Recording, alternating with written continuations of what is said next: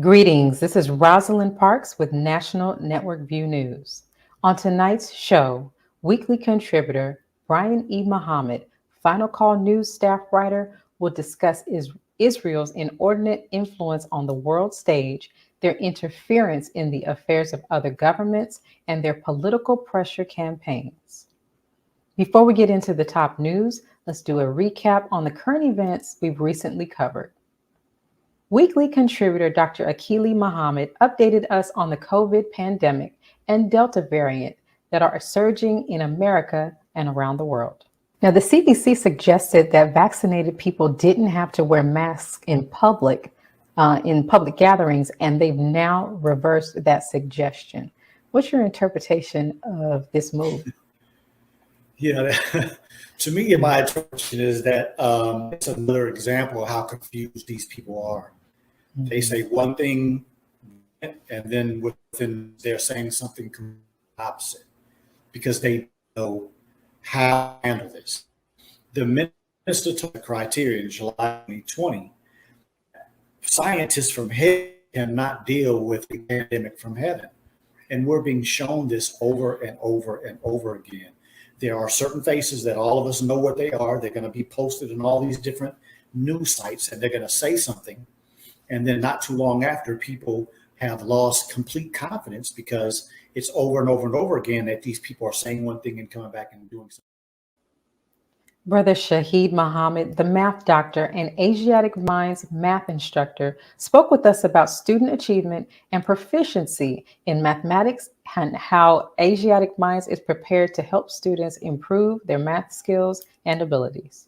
Why is achievement and proficiency in mathematics so low in America's public schools, especially for Black people? Well, the American public school system was never set up for the masses to be literate in any of the subjects, let alone mathematics. Those in power, the rich, bloodsuckers of the poor, they desire to stay in power. So they have to make sure the masses are dumbed down and illiterate in terms of reading and mathematics. So the school system was never set up for the betterment in mathematics. And then the American society, if we look at today, particularly, is a society with a lifestyle full of distractions, sport and play, people just seeking pleasure, savagery, and all those things go totally against excelling in mathematics. NNV News anchor Christina Muhammad was joined by guest commentators, Regional Student Minister Dr. Abdul Halim Muhammad and Sister Deborah Muhammad of the NOI's Ministry of Education for a discussion about the impact of COVID and the Delta variant surge on the Black community. With the Delta variant posing a serious threat, how can we expect this new strand to impact our community? Specifically, after witnessing the medical neglect that the Black community faced last year during the first wave. Well, that is exactly the problem. The problem is the lack of diversity in the medical field, particularly in this administration, and the lack of equitable treatment in terms of there are two medical systems, one for the rich and Caucasians, and the other for the poor and people of color and even Caucasians. So the real problem is the comorbidity. See, they're often reporting, well, this amount of people died from the virus, but they very rarely talk about what were the comorbidities. How many of those people were obese? How many of those people lacked vitamin D? How many of those people had suffered from diabetes or cardiovascular problems? Christina Muhammad posed questions to Dr. Abdul Halim Muhammad and Sister Deborah Muhammad about issues surrounding the vaccine mandate and whether it violated our rights. With all the underlying preconditions that we discussed earlier that are affecting the world, especially the Black community, and these preconditions are what? Heart disease, diabetes, asthma, and cancer. We have never ever witnessed the U.S. government works this hard to solve any of those problems. Why is there so much focus on this vaccination? Well, the Alabama Medical Card has been telling us for a very long time that there has been a plan um, by those who are in power to close the population of the world. And so the reason being is because this is part of this master plan, this scheme that this cabal of people have to close the population of the planet. And so that's why they're working so hard. That's the overall reason why they're working that hard. It's because they want to close the population of people that they consider to be useless eaters. And so that is one of the reasons among many. Dr. Halim Muhammad and Sister Deborah Muhammad shared their thoughts about the Center for Disease Control and Prevention's eviction moratorium ending. So, just a year after the initial start of the pandemic, where millions were furloughed and laid off, and many, by the way, have not yet recovered from this, will now potentially be facing evictions as a federal eviction moratorium has now expired as of July 31st. Dr. Halim, what does this mean for Black people in America? It is a crisis. We're already suffering disproportionately from homelessness. And at a recent community roundtable that we had here in Houston, the Justice of the Peace and also the constable who serves these evictions in our community both spoke at the roundtable. And they were deeply concerned that, in fact, Congress had not passed an extension of this moratorium. So now those vested interests, such as landlords, mortgage companies, and banks, are going to have their way. On I Have a Testimony, NNV News anchor Willie Muhammad's guest was student minister Aman Muhammad of Mosque number 34 in Durham, North Carolina. He shared his experiences and memories growing up and how reading the Holy Quran ignited his interest in Islam. In the interview, you spoke about how your reading of the Quran ignited your interest in Islam. And, so how did you come about, like, who put the first Quran in your hand, and how did it impact you? Yes, well, at that time, it wasn't as many Black bookstores and things of that nature at that time.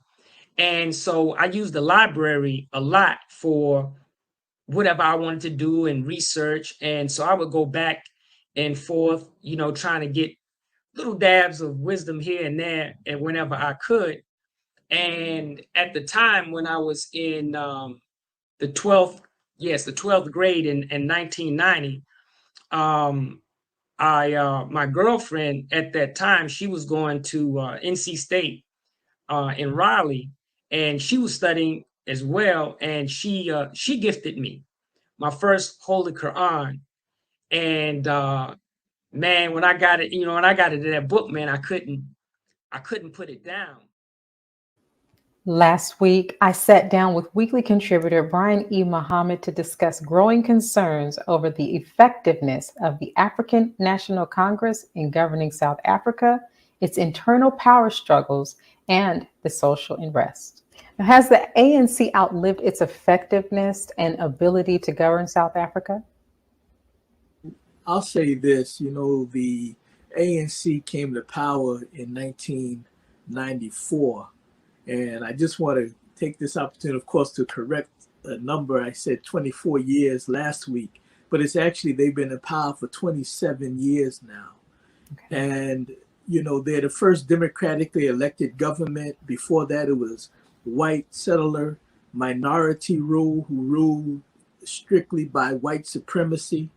And so when they came to power, the ANC came to power, they made many promises to the people, of how life would be better, how, it would be a better South Africa under our rule. And of course, everybody believed. Nobody wanted to see the ANC fail. Sister Miriam K. Muhammad, founder of Heal Thy Life Center, shared how her spiritual life coaching addresses the overall health condition of women and girls through hands-on workshops, health seminars, lectures, and retreats. Do you feel there's a lack or a void of this type of information or even this type of space for space like yours in today's society? Absolutely. Absolutely. Because I feel like women are treated as if we're a new species to the planet. When it comes to our health, whether mental health, physical health, spiritual health, we're treated as if we're new. The time that it takes to learn how our bodies function is put to the sideline. If you look at the medical industry, we're not a priority. So when you go to the OB-GYN or you get a checkup and they're telling you, oh, you're okay, and you're describing your signs and symptoms and they're trying to tell you it's normal, but it's not normal. Or they're experimenting on us, or everything is always so extreme. You know, I may be having pain in my reproductive system. Oh, she needs a hysterectomy. Like everything, the responses are always so extreme instead of taking the time to learn how our bodies work. Poet, artist, and social activist Ankat Rumi graced us with her art and transcendental poetry about existence and social justice. Yes. Can you give us a short overview of what you do and how you came into your purpose? Yes, ma'am. I can give you a short overview. I love history, and I love art history in particular. And I study art history so much. And sometimes I just feel like there's something missing. Like I want to tell our stories in a way that's celebratory and not necessarily so sad. So I focus on people in our history who are traditionally celebrated, for instance, Harriet Tubman. But intricately, we don't really know Harriet. And so I tell our stories in a way that we get to celebrate the full being. It's not just like these little snippets of history that we get, you know, from historical books, I guess, traditional historical books. But just doing like deep research, reading her autobiographies, reading anything written on her in that time when she was alive, and trying to convey just how amazing we are. Let's pause for announcements from our sponsors. Then Brian E. Muhammad will join us to discuss Israel's influence on the world stage in the affairs of other governments and the political pressure campaigns they utilize. We'll be right back. Be a part of the force that powers truth in journalism. Your support helps us to highlight solutions for a brighter tomorrow. Go to nnvnews.com/donate. Asiatic Minds. Online education. Helping our children to discover their God-given skills, gifts, talents, and passion that will allow them to see their greatness, as well as the greatness of our people.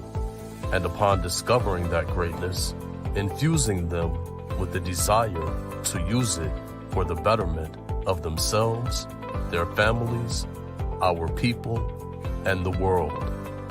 Call now, 502-219-4848.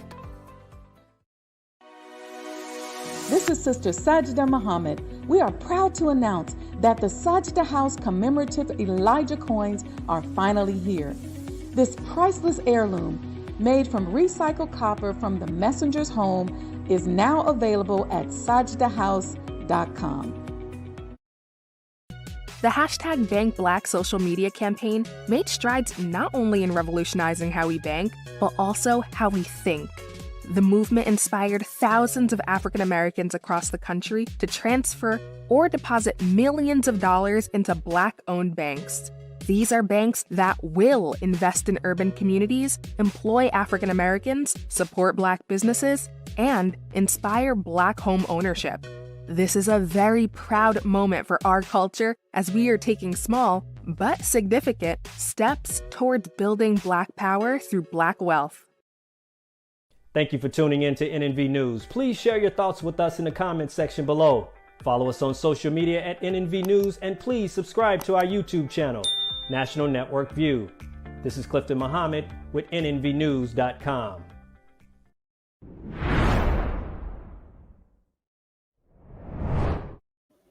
As the Zionist state of Israel's inordinate influence on the world stage has the backing of the American government and other world powers, its interference in the affairs of other governments continues.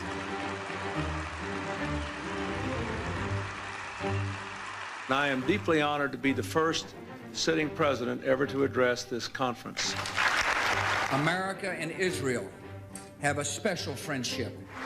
I want to thank you for helping to make the partnership between the United States and Israel what it is today. The work that AIPAC does is a vital part of our democratic process. In the United States, our support for Israel is bipartisan, and that is how it should stay. There is no daylight between America and our most reliable ally, the State of Israel.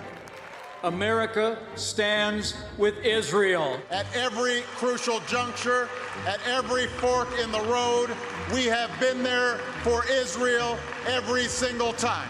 And if we face the future side by side, I know for both Israel and America, our best days are still ahead.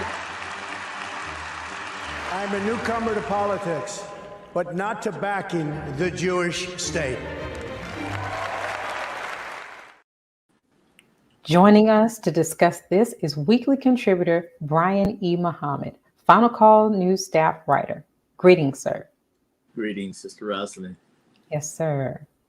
In May, the African Union condemned Israeli attacks on Palestinians in the Gaza Strip and Al-Aqsa Mosque and the evictions that took place in Sheikh Jarrah. Why has the AU now granted Israel observer status?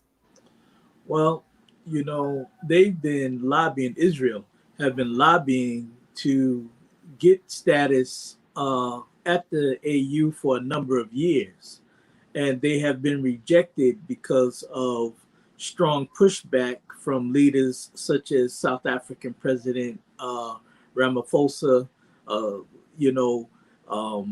and others who rejected their presence based on the principal position in support of the Palestinian cause that Israel, obviously has not moved to rectify in now 73 years. And so really it was taking a principal position with the Palestinians why they were rejected. Why they are in there now, I see it as just hypocrisy of African leaders.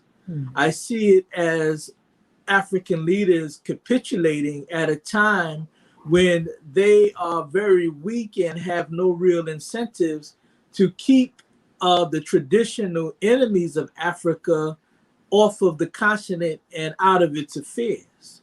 Right. How would you say South Africa and really other nations responded to this move by the AU to grant Israel observer status? Well, South Africa specifically, I would like to highlight overall because its president came out so strong in criticism of this move, which appears to be an unilateral move on behalf of the AU leadership. And, he knows firsthand. South Africa knows firsthand the kind of system of oppression that Israel exercises. South Africa understands because Israel is often compared to apartheid South Africa. And when you go to occupied Palestine, I would prefer to call it, you will see that Palestinians, just to leave the West Bank and the occupied areas just to go to work every day, have to get on long lines and show passports of documentation in their own land that was stolen from them. So Israel is an apartheid state. Israel is a state that literally keeps the Palestinian people in such dire oppression that even the International Criminal Court is investigating that in terms of a perpetual crime against humanity. So now for the African Union, whose nations came to power based on, freedom, justice, equality from white rule, either from within, and as in Southern Africa, or from a distance with the rest of Africa that was colonized. Now to let Israel in like that is problematic. So why was Israel ousted from the former organization of the African Unity? Yeah, well, what happened was that in the year 2002, the Organization of African Unity, the OAU, which was formed by very progressive independence leaders like Kwame Nkrumah and Gamal Abdel Nasser and, the great Ahmed Ben Bella of Algeria, all of these who formed this Organization of African Unity to facilitate the total liberation of Africa from its colonial and former slave masters, formed this organization. Well, it went off course over the years, over the decades. It went off course. In 2002, our brother Muammar Gaddafi, our late leader of Libya, pulled the African leaders together to form or reform or reimagine, as we say in today's language, the OAU into the African Union.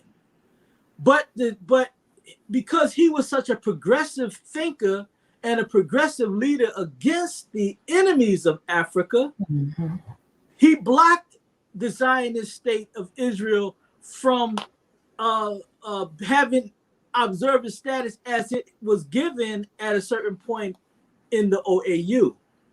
And so it was because of the strength of men like Muammar Gaddafi and other leaders who was around, but mostly Muammar Gaddafi, who used his money to again reimagine the OAU into the AU and financed it. He had the strength to push back the enemy out of African affairs that time that he was leading and involved with the African Union.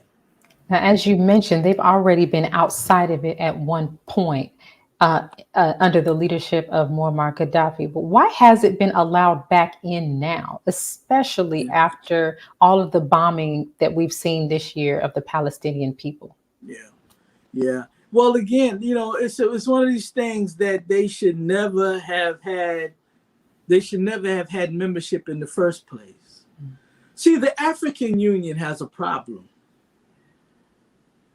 The African Union is the classic case of the saying, black man, do for self or suffer the consequences. So the African Union allows all of these people in. Why does America have a status there? Why does the European Union have a status in the African Union?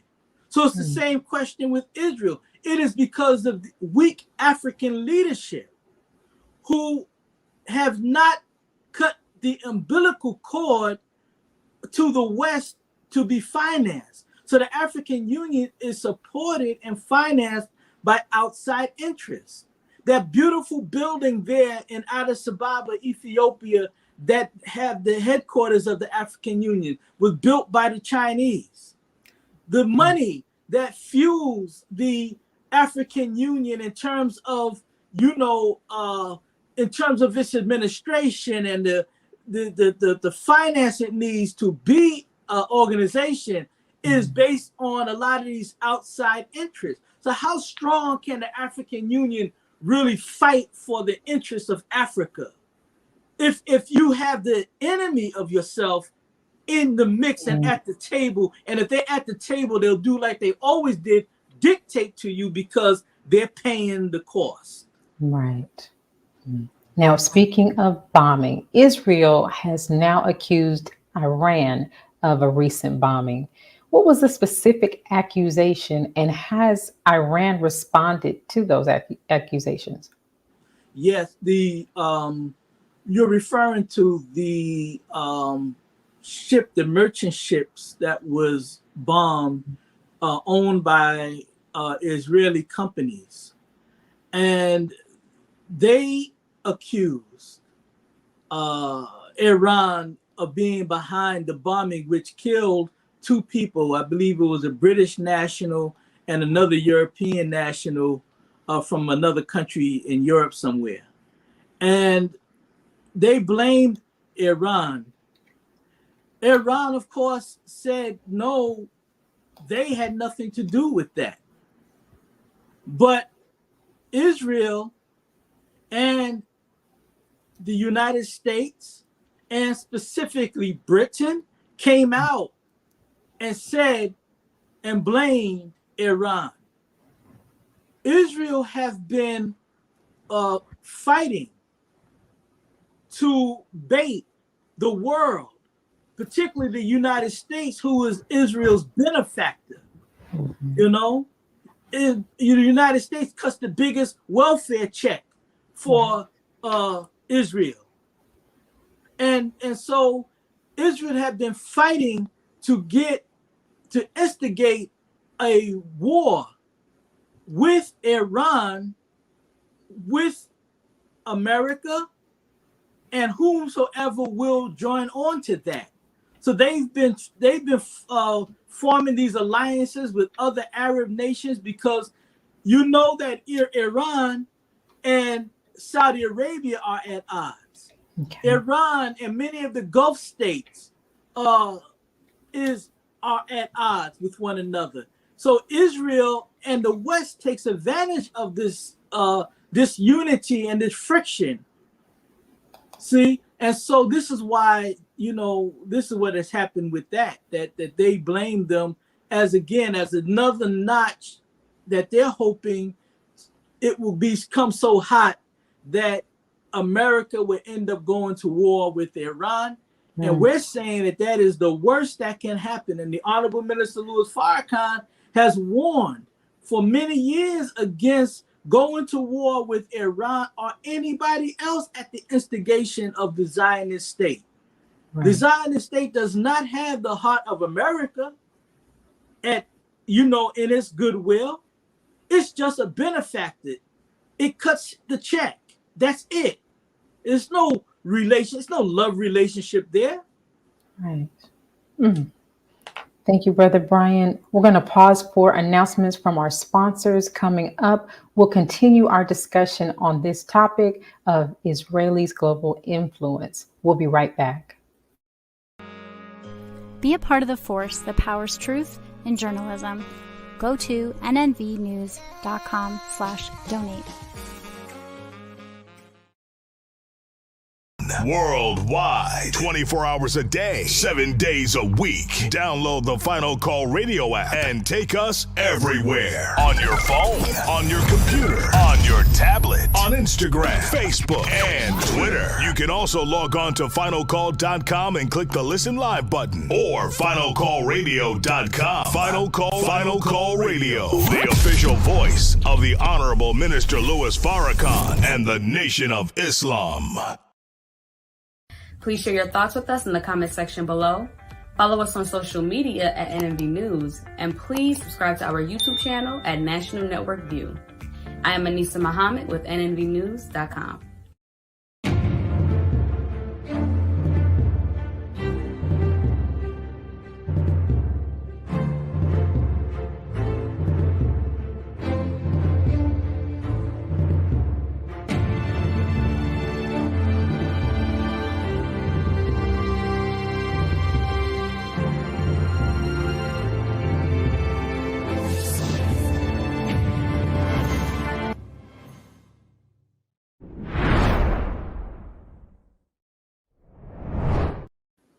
We are back, and we're going to continue our discussion about Israelis' global influence with Brother Brian E. Muhammad.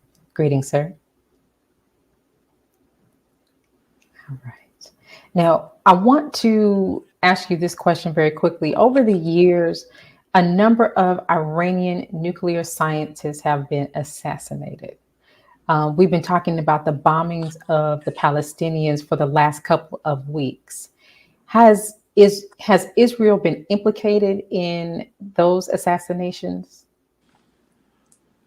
Yes, Sister Rosalind, they've been blamed and they took credit. The former Prime Minister Benjamin Netanyahu on a few occasions have alluded to what they did. Just a couple of months ago, the former head of the intelligence apparatus, the notorious intelligence apparatus of Israel, Mossad, said in an interview that they did this, that they were the culprits behind this. See? And it is interesting because as they do these assassinations, which they have become very proficient at doing around the world, but particularly on with these Iranian scientists, Israel says that we have to stop Iran from getting a nuclear weapon. We cannot have any nuclear weapons in this region that they call the Middle East.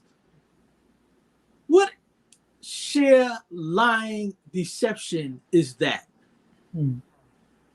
Because Israel, in that neighborhood called the Middle East, is the only nation that have nuclear weapons. Okay. So to say that nobody else, what do you expect people to do? Now, Iran have never said that they were developing nuclear power for war.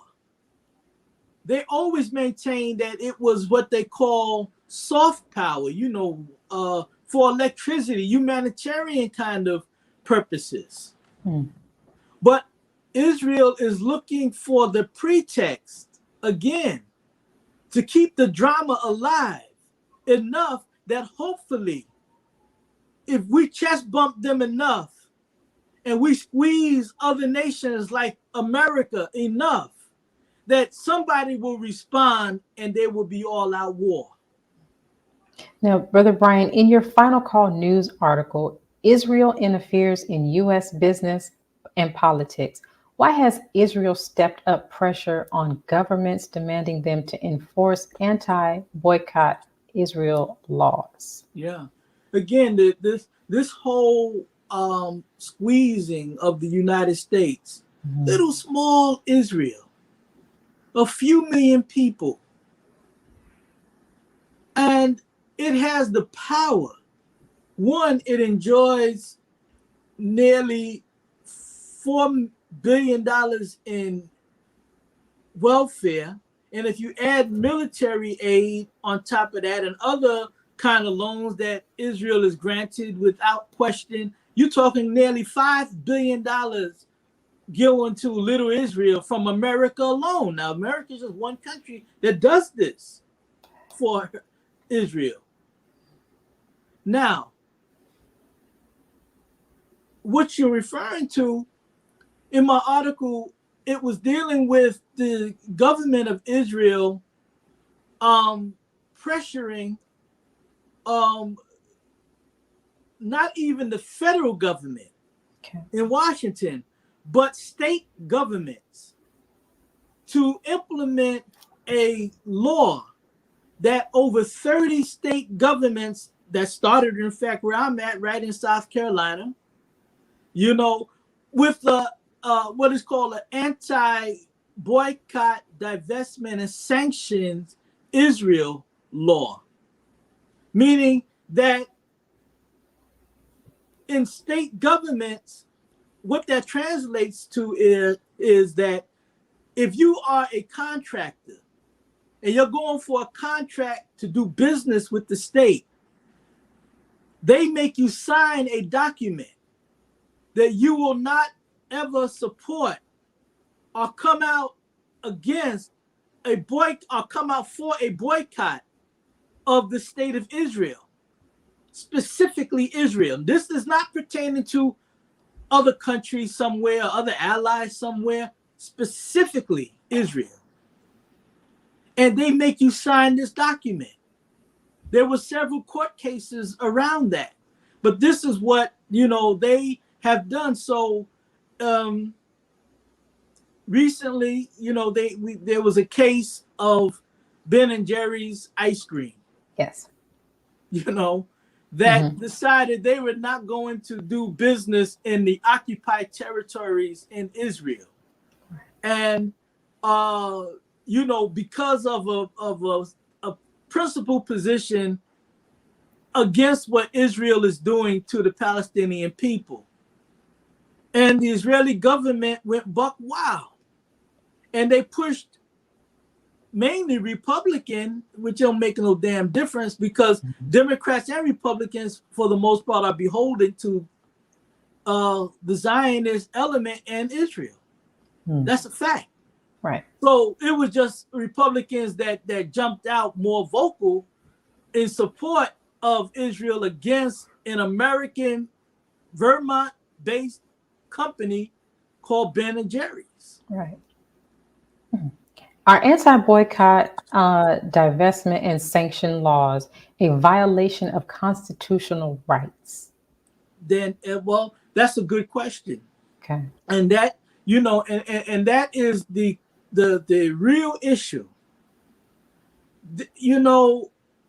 Whether these laws are constitutional or not. Because in the United States, your First Amendment right gives you the right to boycott. I mean, hell, you have the choice. If I'm going to spend my money with you, or you going to spend your money with me or not, whether it's a boycott or not, you have that choice. Right. See? Whether you're going to divest money. Maybe I done messed up with your cousin. So you're not going to do no more business with me. So you're going to divest what money you were giving me for my services. Right? You have that right. Right. Now, so, yeah. Go ahead. Why would boycotting Israel for its policies be considered anti-Semitism, which is a word that we throw around a lot here in America? So what would you say to that? Yeah. Well, it's part of its game. See, they play the anti-Semitic card, as a means to destroy people's reputations, as a means to sully people's character out there and hurt them business-wise. This is what they're doing in this case. To say that to criticize Israel or to even criticize Jewish questions, right, is to be anti-Semitic. One, again, with the deception. That's deceptive intelligence, as the Honorable Minister Louis Farrakhan said. Deceptive intelligence. Because first of all, if you criticizing Israel, how can you be anti-Semitic when the people who are running Israel are not even Semitic people? These are Europeans who are allowed to be placed there. Right. You took the land from the Semitic Palestinians, right, the Semitic Arabs who are Semitic. See, we got to get into definition. What is and what ain't? What is and what isn't? Right. So don't call me anti-Semitic and you're not even Semitic. I'm closer to being a Semite than you ever will be. That's right. Because you are European. So they do this again as it's a card. They play this game to try to destroy you because they know that the people really don't get into definition. So people, and then they have so much power, most people find it easier to capitulate and give in than to fight it. Well, we're not into giving in.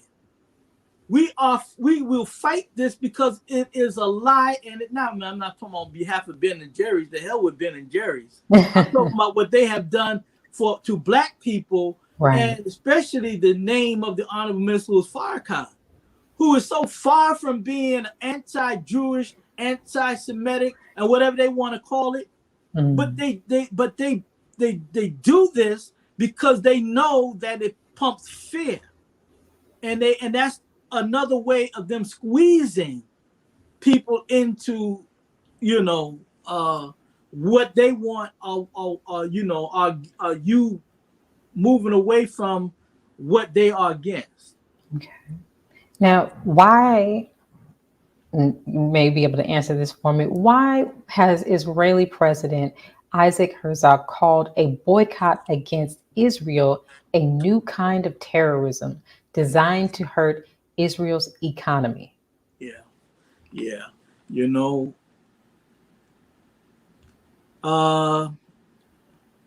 Terrorism and this type of boycott, whether it's good or bad, it's in the eyes of the beholder. It's like beauty. It's one person's ugly is one person's attractiveness, another person's attractiveness, right? So, look, that's game again. So you're going to characterize a choice that somebody made that was political and according to Ben and Jerry's principle, and liken that to terrorism. No, what was terrorism was those bombs and those that you dropped that killed over 200 people in May. No, what's terrorism is what you have done in terms of the lifestyle and the attacks that you do daily on innocent Palestinian children. This is terrorism. So by him saying that, he's trying to put the extra oomph on it to make it look worse than what it is. It's business. It's business. And the tragedy with Ben and Jerry's is, hell, they just said they're going to stop doing business in the occupied territories. When I was doing the research for the article, what I found was they weren't supposed to be doing business there anyway, because it's illegal, according to international law, to make profits in occupied territories. So okay, Ben and Jerry's, fine. You want to say what we've always come out with about just causes, all that? Stop the deceptive intelligence. You left there because you know you could leave. See? But you didn't leave Israel because they only said they're going to stop doing business in the occupied territories. But they will be doing business with Israel under some new circumstance that they said they would later state. That's why I say the hell with Ben and Jerry's. This ain't about Ben and Jerry's. It ain't about no damn ice cream. Right. Because they made a move that was still easy on them to make. Now, when they say we're going to leave Israel until they change their position with the Palestinian people, now we talking. Okay. But you're just leaving something out of a circumstance that really by law you should never have been in the first place. So let's stop this. Brother Brian, we're going to pause very quickly for announcements from our partners, and we'll be right back to continue this discussion of Israelis' global influence and what's going on with Ben and Jerry's and the statement they've recently made. We'll be right back. Be a part of the force that powers truth in journalism. Your support helps to combat false media. Cash App NNV News. Asiatic Minds, online education, helping our children to discover their God-given skills, gifts, talents, and passion that will allow them to see their greatness as well as the greatness of our people. And upon discovering that greatness, infusing them with the desire to use it for the betterment of themselves, their families, our people, and the world. Classes begin September 1st. To enroll, visit AsiaticMinds.com. This This is Sister Sajda Muhammad. We are proud to announce that the Sajda House commemorative Elijah coins are finally here. This priceless heirloom, made from recycled copper from the messenger's home, is now available at sajdahouse.com. Greetings from National Network View. This week's Final Call cover story headline reads, "Separate and Be Saved. America's race problems and deadly race interactions are growing worse. It is time we leave the children of our former slave masters and 400-year-old tormentors. Separation from whites is the only and best solution to this problem, a serious problem that is rooted in prophecy." This FCN Volume Number 41 edition middle page article by the Honorable Minister Louis Farrakhan is entitled, "A Case for Separation." To read more, subscribe to finalcalldigital.com and tune in to the all-new Final Call Radio. This is the nnvnews.com Final Call cover report. Please make sure you leave your comments and questions in the comment section below. Follow us on Facebook, National Network View, and make sure to check us out on Twitter as well, National Network View. This is Sergio Gutierrez with National Network View, signing off.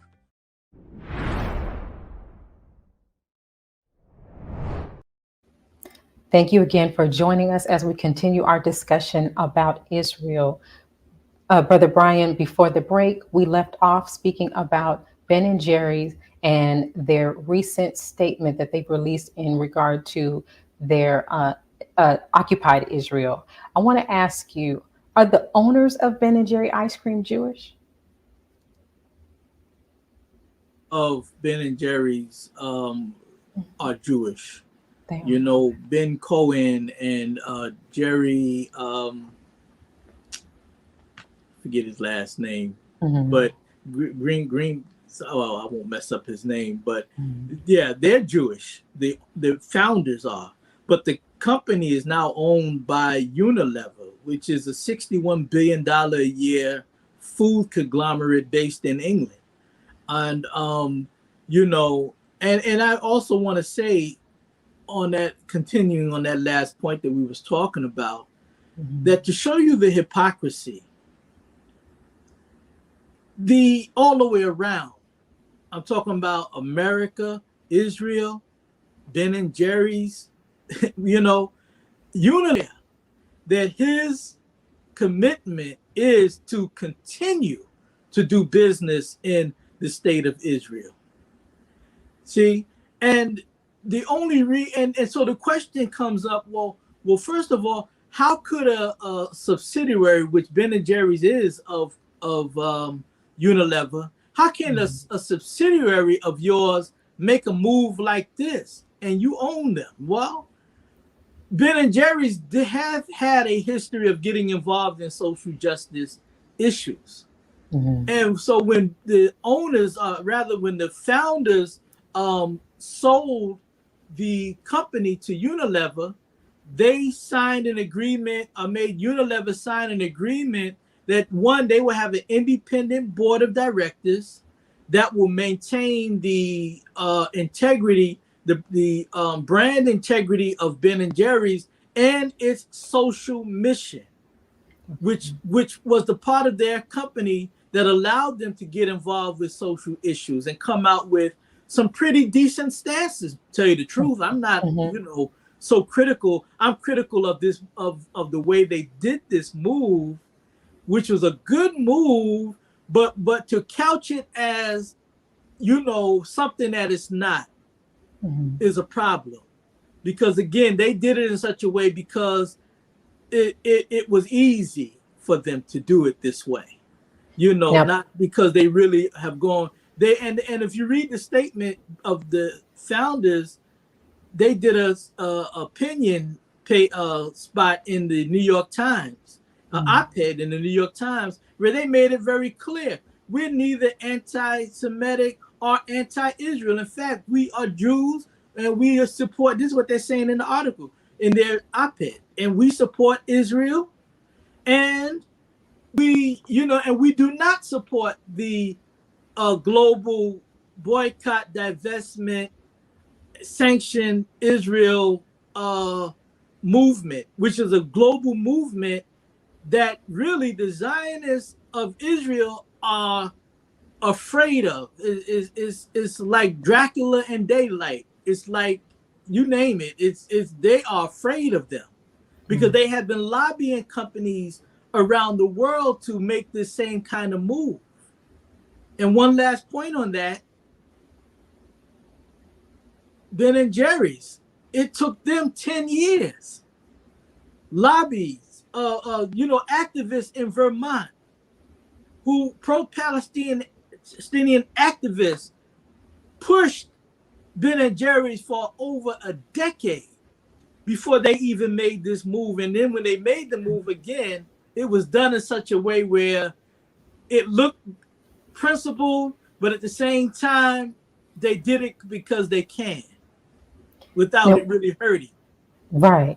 Would you say that that is an example of the deceptive intelligence that you mentioned earlier? But also, would you say that we see that a lot here in America?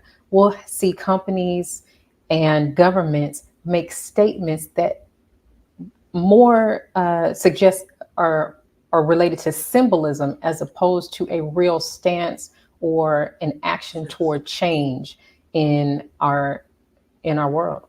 Yes. In fact, people do that. People do that. See, and this is why we have to take principled positions that are real.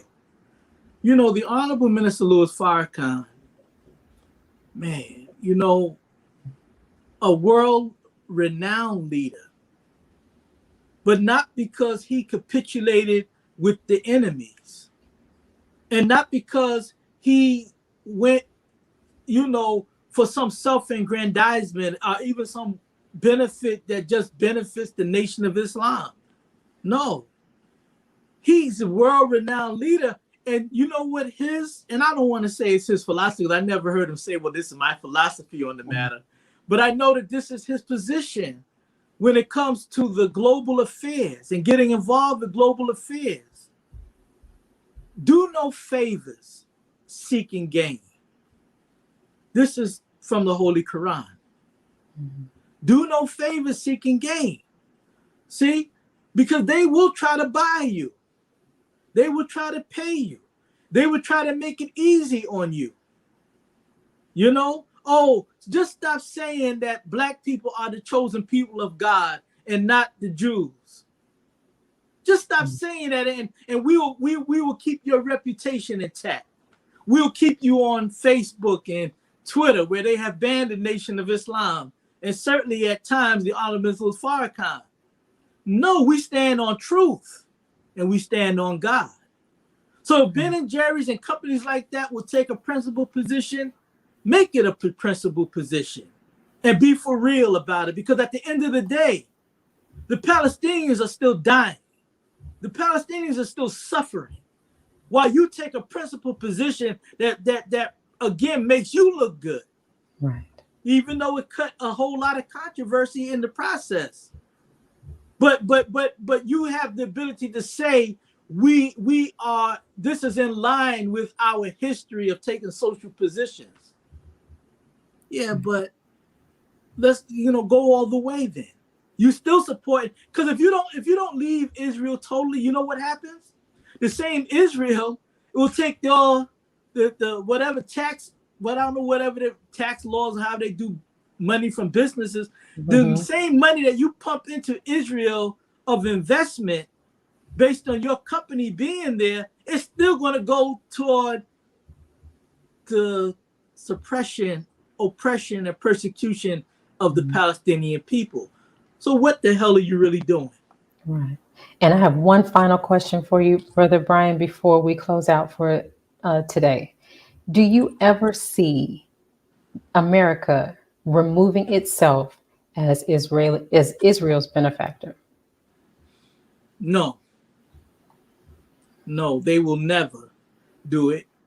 They will not do that. And it will take divine providence to break the economic back of America, as Allah's doing with the fires out west and the floods and you see what's going on with the weather. Yes. That's destroying the infrastructure that's already been destroyed. And so even with that, they will not, Israel will always be on the plate of support, to support for the U.S. government. And if they continue that, and meanwhile, while you have the true and real people of God in your midst that you have enslaved for 400 years, Black people, right, while you neglect to look upon them and try to rectify your historical problem that you caused with the real people of God, you will go down supporting the imposters.